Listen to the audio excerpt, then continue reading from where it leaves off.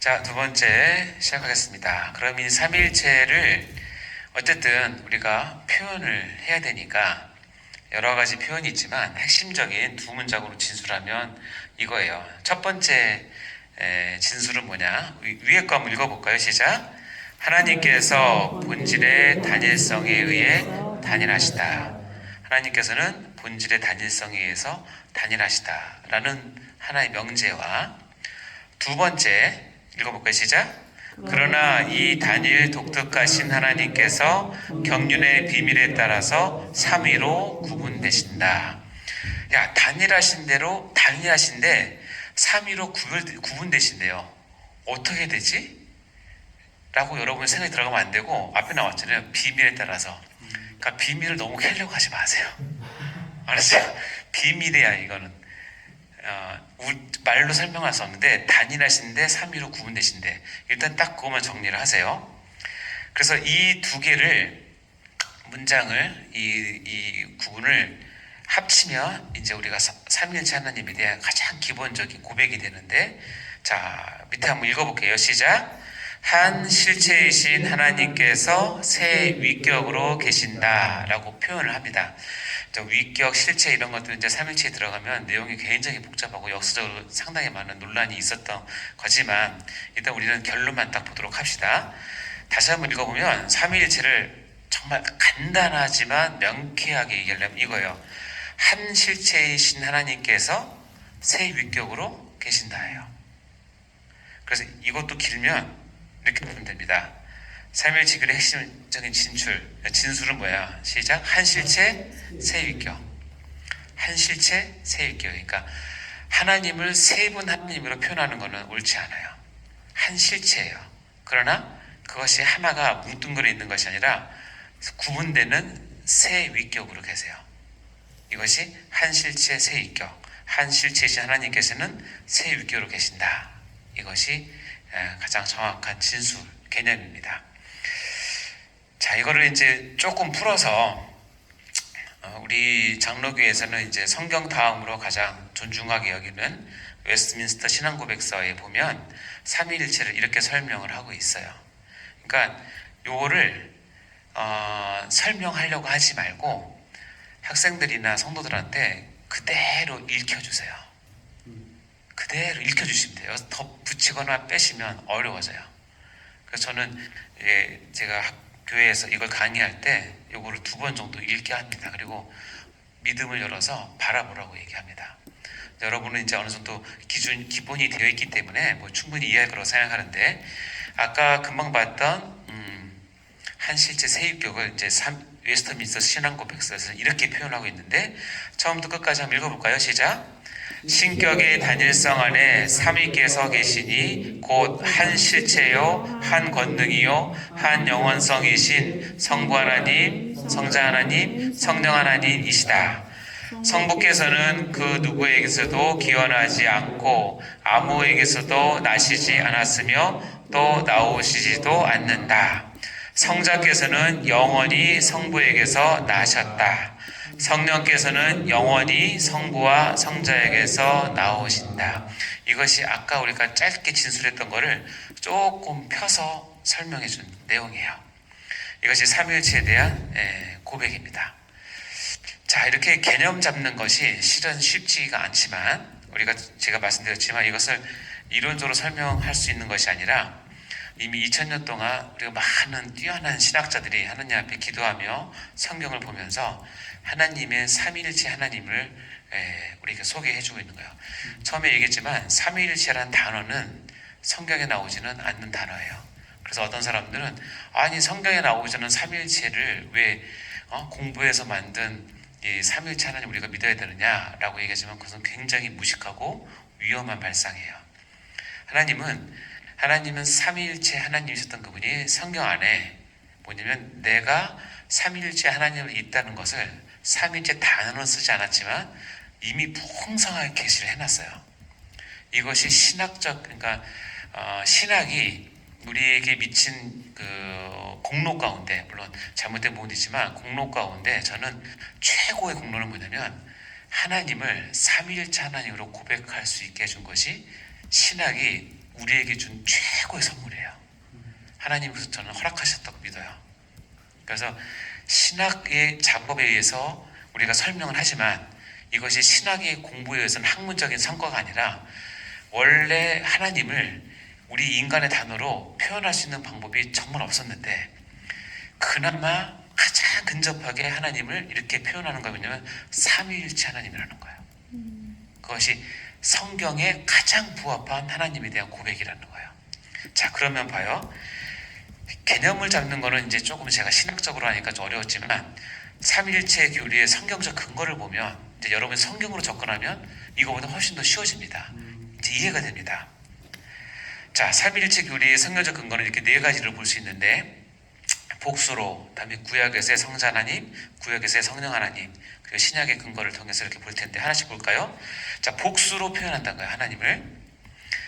창세기 1장 26절 읽어볼까요? 시작. 하나님이 이르시되 우리의 형상을 따라 우리의 모양대로 우리가 사람을 만들고 그들로 바다의 물고기와 하늘의 새와 가축과 온 땅과 땅에 기는 모든 것을 다스리게 하자 하시고 하나님이 이르시되 나의 이렇게 하면 딱 맞잖아요. 문법상 하나님이 이르시되 어떻게 해요? 우리의 모양대로 우리가 그러면 야 이거 뭔가 있다. 하나님을 지금 우리라고 표현한다. 이 느낌이 오죠. 이게 뭐가 있네. 하나님이 그럼 한 분이 아니신가? 여러분이신가? 이거 합리적인 의심을 할 수 있죠. 왜냐하면 우리가 돼 있으니까. 창세기 1장 1절 여러분 잘 아시죠?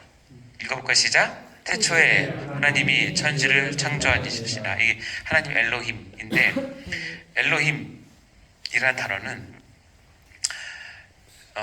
단어상은 복수. 수를 받을 때는 단수를 받아요. 그것도 문법에 맞아요, 안 맞아요? 안 맞아요. 근데 이렇게 써요.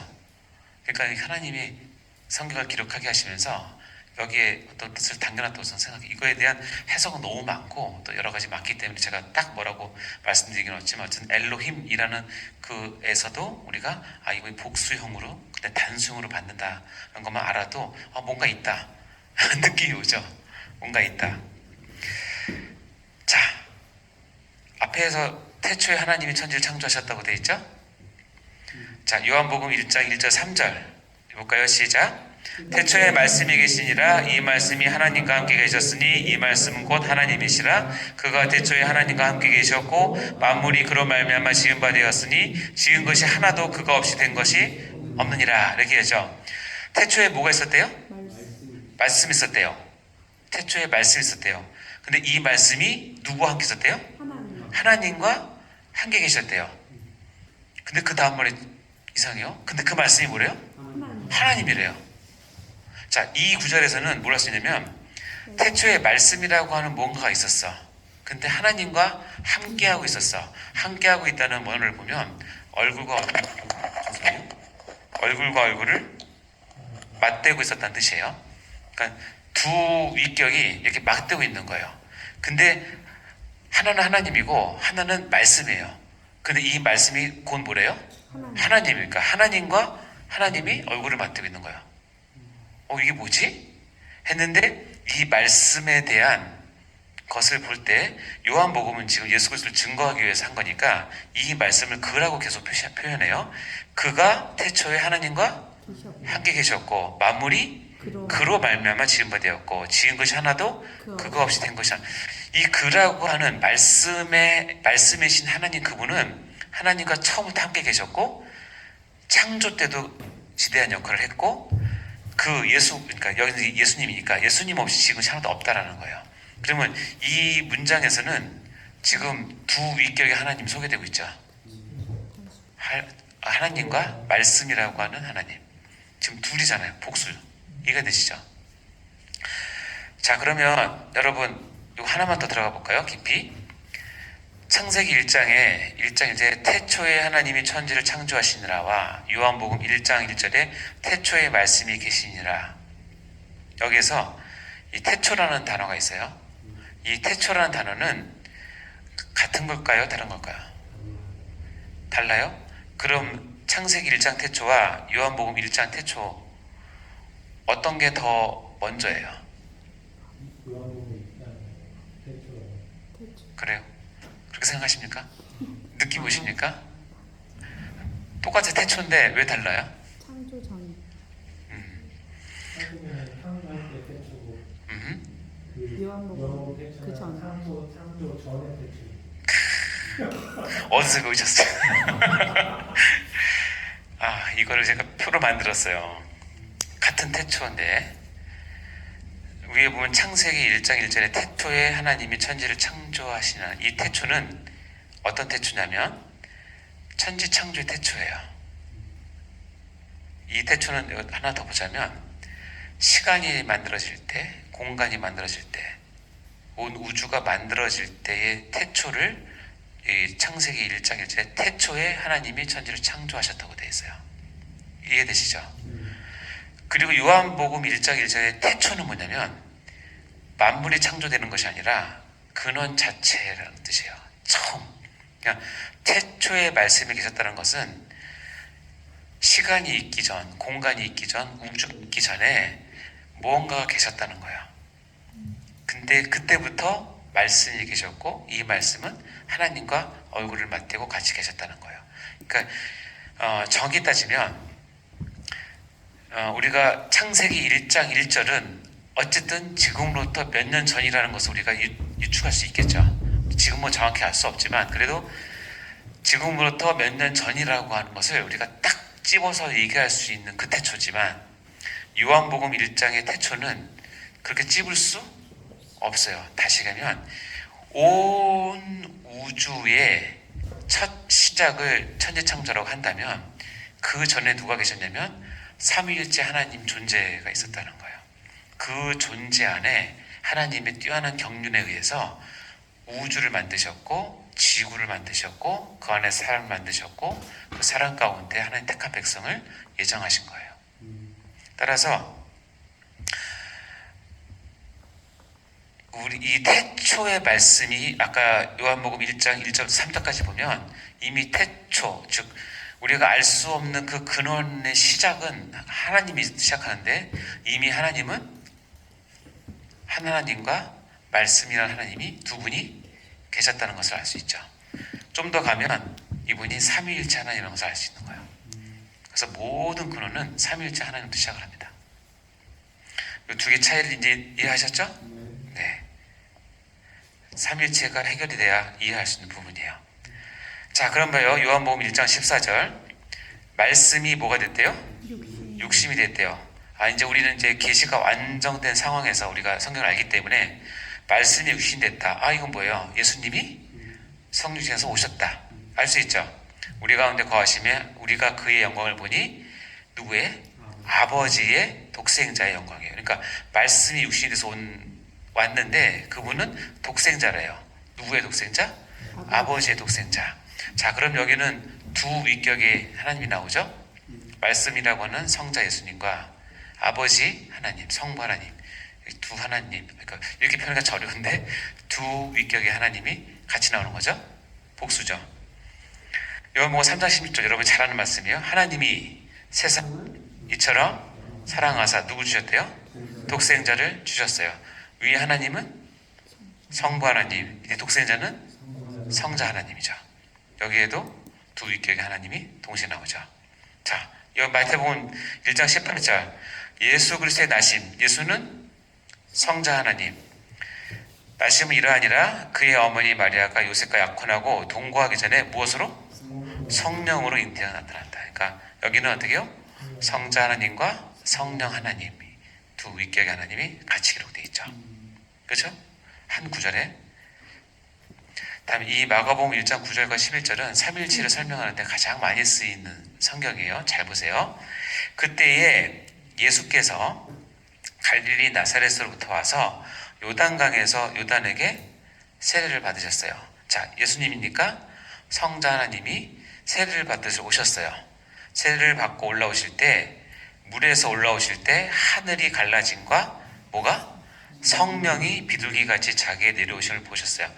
성령은 비둘기는 아니에요. 그러나 성령께서 이번에 특별하게 비둘기같이 보이시게끔 임하는 것을 보여주셨어요. 지금 성자 예수님께서 세례하고 나오실 때 성령 하나님께서 그것을 그 대관식을 축하하는 의미에서 이렇게 나오셨나 봐요. 그리고 나서 보면 하늘로부터 소리가 나는데 내용이 뭐냐? 너는 내 사랑하는 아들이라 내가 너를 기뻐한다. 자, 성자 예수님한테 너는 내 사랑하는 아들이라고 얘기할 수 있는 분은 누구예요? 성바라님이죠. 그럼 이 한 장면에 이 시간과 공간이 딱 결정된 이 장면에 지금 세 위격의 하나님, 성자 하나님, 성령 하나님, 성부 하나님이 동시 출연하신 거예요. 출연료가 비쌌겠죠. 공짜. 예, 이 사건이 삼위일체를 설명할 때 가장 많이 쓰는 장면이 돼요. 뭐 그림으로 보자면 이렇게 되지만 최소한 성부 하나님은 소리니까 그림을 표현할 수 없겠죠. 자, 봐요. 그래서 많은 사람들이 성자 예수님은 성육신한 이후로 활동했던 하나님으로 생각을 하고 또 성령 하나님은 교회 시대에 활동했던 하나님을 생각을 하는데 구약을 우리가 조금만 들여다보면 이제 이 개념을 갖고 들여다보면 삼위일체 하나님은 창세 전부터 계셨고 창조 때도 삼위일체 하나님이 같이 하셨고 구약도 삼위일체 하나님이 일하셨고 예수님이 이 땅에 오셨을 때 삼위일체 하나님이 일하셨고 교회 시대도 삼위일체 하나님이 다 같이 일하세요.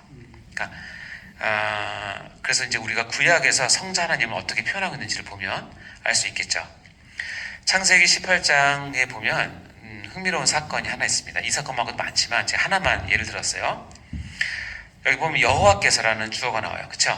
여호와께서 마므레의 상수리 나무 있는 곳에서 아브라함에게 나타나셨어요. 근데 그날이 날이 엄청 뜨거웠나 봐요. 근데 여호와 하나님께서 사람의 모습으로 오셨는데 사람 셋이 갔어요. 그러니까 딱 나중에 보면 하나는 여호와고 나머지 둘은 천사예요. 이렇게 왔어요. 근데 아브라함이 그들을 보자마자 달려가서 내 주여 하면서 그들을 영접했어요. 그러면서 들어오시고 발도 씻으시고 내가 음식을 줄 테니 쉬었다 가십시오 라고 얘기를 합니다. 그래서 아브라함이 급히 가서 사라한테 이 하나님께 여호와께 드릴 음식을 만들게 하는데 자, 하나님이 좋아하는 메뉴를 한번 볼까요? 엉긴 젓, 요즘 말로 하면 치즈나 요구르트, 우유, 다음에 하인이 요리한 송아지, 아마 송아지니까 고기가 야들야들했겠죠. 하여튼 이것을 가지고 왔는데 어떻게 해요? 나무 아래 모셔섬에 그들이 뭐 했어요? 같이 먹었어요. 자, 먹고 나서 그들 셋이서 아브라함에게 물어봅니다. 내 아내 사례가 어디 있느냐? 그러니까는 장막이 있습니다 라고 얘기를 했어요. 그때 그들 중에서 그라고 하는 한 사람이 어떤 얘기를 하는데 그 내용은 굉장히 중요한 내용인데 뭐냐면 내년 이맘때 네 아내 사라가 아들을 낳을 거라는 얘기예요. 생명에 관계된 건 셋이 얘기하지 않고 한 사람만 얘기해요. 누가 얘기냐면 하나님이 하시는 거예요. 하나님이 그러니까 아브라함이 안 믿죠. 나도 나이 많고 사라는 생리가 끊어졌는데 어떻게 되겠습니까? 라고 얘기를 합니다. 그러니까 그 다음 구절에 보면 그 한 사람이 누구라고 표현되냐면 여호와라고 표현해요. 그죠? 주어 보이십니까? 여호와라고 표현하죠. 그러면서 여호와께 능치 못하신 일이 있겠느냐라고 얘기를 합니다. 그리고 나서 이제 소돔으로 이제 세 명이 출발하는데 하나님께서 두 천사를 미리 보내고 아브라함과 만나서 얘기합니다. 여호와께서 이르시되 내가 하라는 것을 내 친구 아브라함에게 숨기느냐 하면서 이 소돔과 고모라의 그 이야기들을 해주면서 그 다음에 뭐 의인 이렇게 쭉 내려가자 10명까지 내려가는 그 사건이 쭉 나옵니다. 자, 그럼 봐요. 셋이 왔지만 첫 주어도 여호로 시작해요. 그렇죠? 그다음 마지막 주어도 여호로 끝나요. 그러니까 여호와니까 하나님인데 아브라함과 만나서 이야기하고 아브라함이 발을 씻길 수 있고 아브라함이 준 음식을 먹고 아브라함과 대화를 할 수 있는 분은 여러분 생각하시기에 삼위 하나님 가운데 누구라고 생각해요? 성자 하나님만 가능한 일이에요. 그러니까 이거는 예수님이죠. 근데 왜 이렇게 썼을까요? 아니에요. 아니에요. 그렇죠. 이 제2위 하나님의 이름이 아직 계시되지 않았기 때문에 그래요. 제2위 하나님 주신 이름은 예수잖아요. 그건 마태복음에 와서 계시가 되기 때문에 이때는 어떻게 표현하냐면 여호와로 표현하는 거야. 근데 이 여호와는 우리가 뭉뚱그려 생각하는 그런 여호와가 아니라 이 모든 과정을 보면 어떻게 돼요? 인간과 이야기하고 만지고 같이 밥 먹고 같이 일을 할 수 있지만 모든 권위와 능력과 신성을 가지신 분은 제2위 하나님이신 성자 하나님이에요. 예수님이에요. 그 예수님이 사역하신 거라고 생각하시면 돼요. 알겠죠? 자, 이건 많아요. 창세기 32장에 가면 야곱이 이스라엘하고 이름을 바꿉니다. 그리고 야곱이 한 사람과 씨름을 하죠. 기억나십니까? 야복강가에서 씨름을 하는데 어쨌든 야곱이 끝내 안 놓고 야곱이 환도뼈를 부러뜨리고 난 후에 그 한 사람이 이렇게 얘기합니다. 내 이름을 다시는 야곱이라고 부를 것이 아니요 이스라엘이라고 불러라 얘기합니다. 이스라엘의 이름은 참 재밌는 게 뭐냐면 내가 하나님과 및 사람들과 겨루어 이겼다라는 이야기, 그 이름이에요. 다시 얘기하면 하나님과 겨루어 이긴 사람을 이스라엘이라고 표현을 한다는 거예요. 근데 여러분 생각하기에는 하나님과 겨루어 이길 수 있어요? 안 이기죠? 그러니까 이건 어떤 의미냐면 하나님이 이 사랑하는 야곱에게 져준 거예요. 정확히 표현하면 져주고 그리고 이름을 이스라엘로 바꿔준 거예요. 축복한 거죠.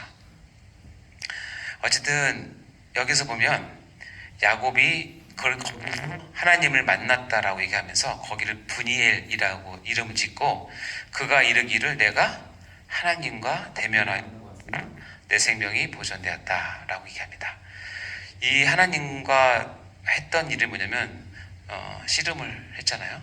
뭐 진짜 씨름인지 기도를 뜨겁게 했든지는 뭐 학자 간에 좀 차이가 있지만 어쨌든 환호뼈를 친 거 봐서는 물리적인 접촉은 있었던 것 같아요. 그렇죠? 그러니까 어떻게 해요?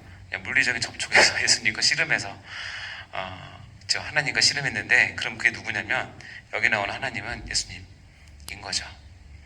이처럼 구약에도 엄청나게 많은 이야기가 나옵니다. 이게 꼭 하나님의 사람뿐만 아니라 다니엘서에 가면 느부갓네살이 화가 잔뜩 나서 다니엘의 세 친구 누구예요? 사드락, 메삭, 아벳느고를 어디다가 넣냐면 풀무에 넣습니다. 이유는 뭐죠? 느부갓네살 세운 우상 앞에 절하지 않았기 때문에 그래요. 다시 얘기하면 뭐냐? 더 얇은 평야에 우상을 몇십 미터짜리 우상을 세우고 풍악이 울리면 모든 신하들이 그 우상 앞에 절을 하게 시켰는데 세 사람이 서 있는 거예요. 여러분 생각에는 수천 수만 명이 있는데 다 엎드렸는데 서 있으면 금방 눈에 띄겠죠. 얼마나 힘들었을까요? 다 서 있는데 엎드리면 찾기 쉽지 않아요. 근데 다 엎드렸는데 서 있으면 금방 발각이 되죠. 그래서 이 세 사람을 붙잡아다가 약속한 대로 결박한 채 맹렬히 타는 풀무에 넣었어요. 이유는 뭐냐? 왜 너 절 안 하니? 우리는 여호와를 섬기는 사람이다. 그래서 절하지 않겠습니다. 라고 얘기를 하죠. 그래서 이제 넣었잖아요. 근데 느부갓네살이 이제 풀무에 던지고 나서 7배나 더 뜨겁게 했는데 던지고 나서 가만히 보니까 깜짝 놀랐어요. 느부갓네살의 말이 뭐라 그러냐면 우리가 결박 묶어가지고 불 가운데 던진 사람은 세 사람이었어요. 근데 왕이 가만히 보니까 어떻게 돼요? 결박되지 아니한 몇 사람이? 네 사람이 불 가운데로 다니는데 상하지도 않고 거르지도 않아요. 그러면서 느부갓네살 왕이 입에서 뭐라고 표현하냐면 그 넷째의 모양은 신들의 아들과 같다라고 한다. 느부갓네살의 신과는 다신이기 때문에 신들의 아들이라고 표현하지만 우리는 어떻게 읽냐면 신의 아들이라. 그러니까 세 친구가 있고 그 옆에 그들을 보호해주고 풀무 가운데 그들을 잡아준 사람은 누구냐면 사람의 모양으로 나타나신 예수님이실 거예요.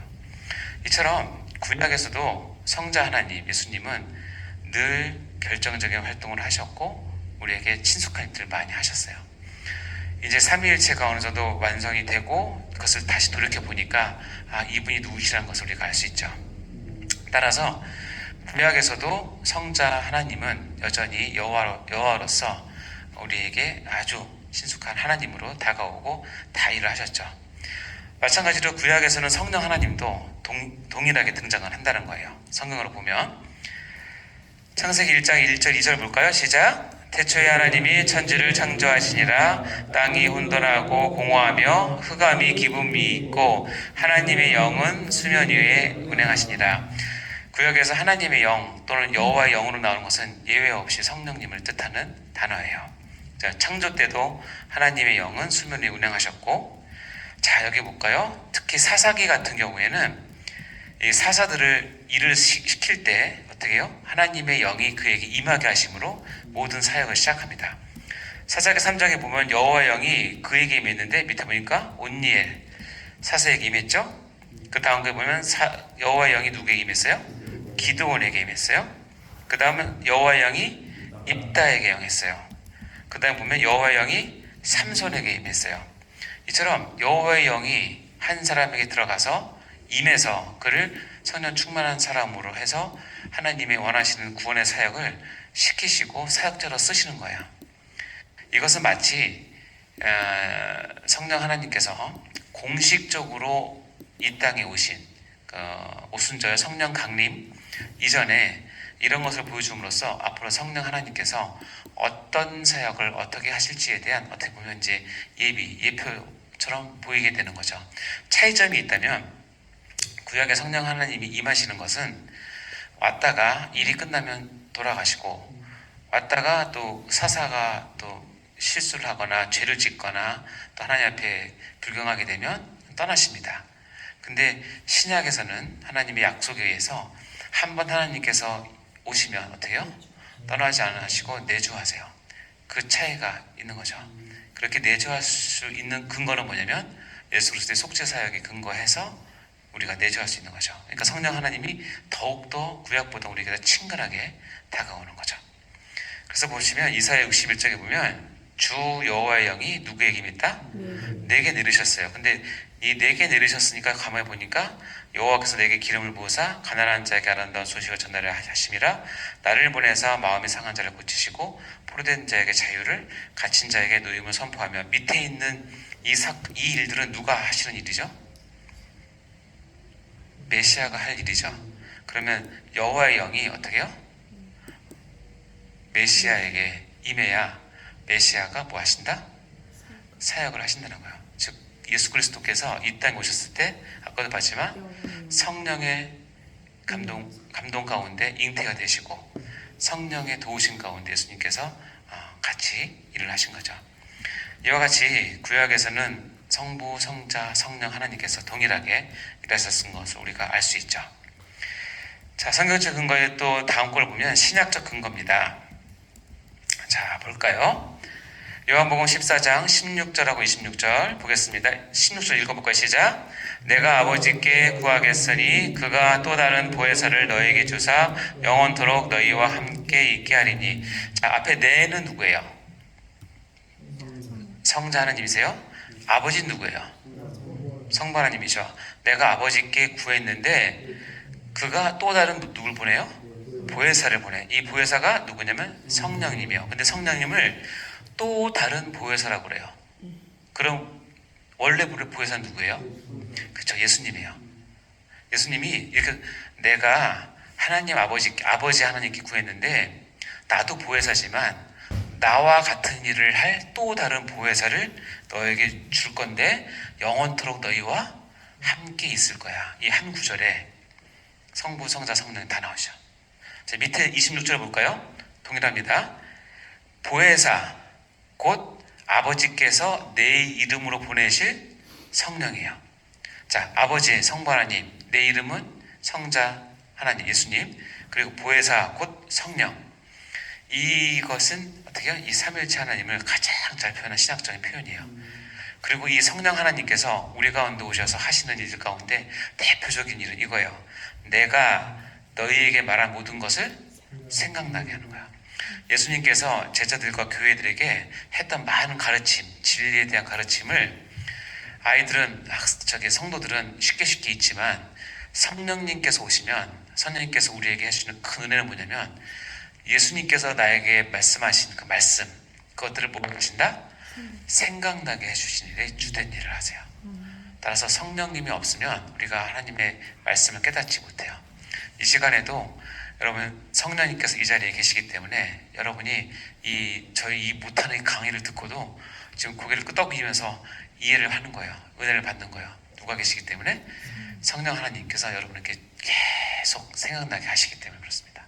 따라서 여러분 말씀을 읽을 때나 말씀을 선포할 때나 설교할 때나 가르칠 때나 성경 공부할 때나 늘 성령님께 의지해서 성령님 저에게도 말씀을 기억나게 하시고 같이 배우는 우리 학생들이나 성도들도 성령이 충만한 가운데 하나님의 말씀을 붙잡고 깊이 들어가서 하나님의 말씀을 잘 알게 해주세요라고 기도하는 건 참 중요합니다. 성령님이 그 일하러 오셨기 때문에 그렇습니다. 자, 다음 세 번째 강의에서 뵙겠습니다.